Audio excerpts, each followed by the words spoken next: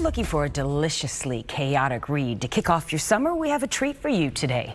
Imagine taking the high-stakes drama of The Devil Wears Prada and dropping it onto a remote New England island and then mixing it with the dark, murderous satire of the White Lotus.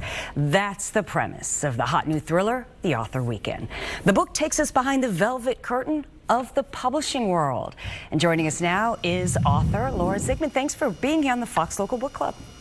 Thanks so much for having me. So this book centers on Faye Waiter, a best-selling mystery writer whose sales are slipping just a bit. So she decides to host a fan retreat on Great Misery Island, which I understand is a real place. Tell us about that and why the book is set there.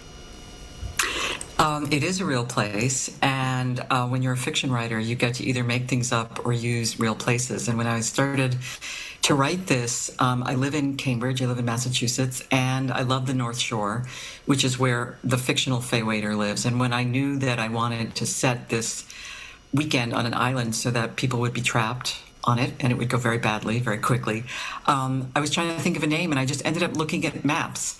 And there it was. There are two small islands. There's a bunch of small islands, but two of them are perfectly named. One is Great Misery Island, and the other was Little Misery, and they're within swimming distance of each other.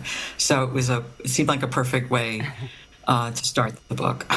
So you spent a decade working as a book publicist in New York City before writing your own.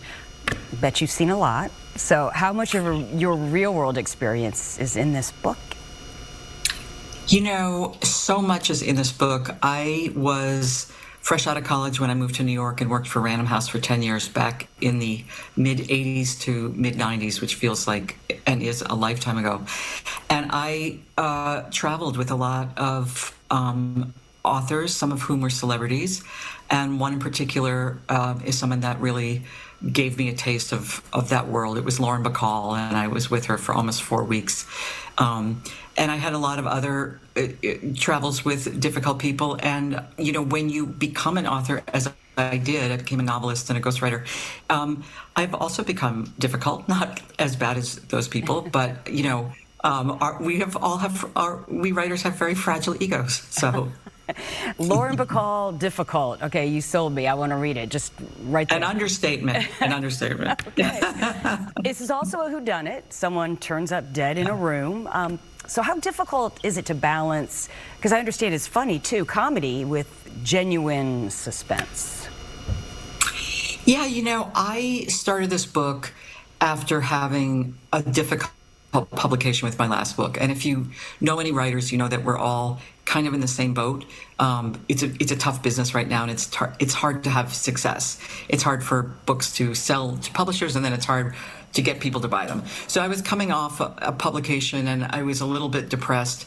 And then I was kind of a lot depressed. And then I saw something very funny online. I saw somebody having an author weekend that was kind of, I'll also just say low-key, when it probably wasn't supposed to be so low-key. And I got really kind of tickled by it. I thought it was really funny. I like the dark humor in things. And so it really kind of gave me the idea that I should write a book about an author weekend that is attempting to be kind of a wonderful author weekend. There's a writer here on the East Coast named Ellen Hildebrand, who is a huge best-selling author, and she has these amazing author weekends on Nantucket. And so this one that I was watching online was not one of Ellen's. And so I thought, how funny would it be to have a weekend where an author is really trying to emulate a very fancy author weekend with a lot of fans, and it just doesn't go well. So also you explore some things. We only have about 20 seconds of, you know, aging and surviving a toxic workplace. I think that's pretty universal, right? Yes.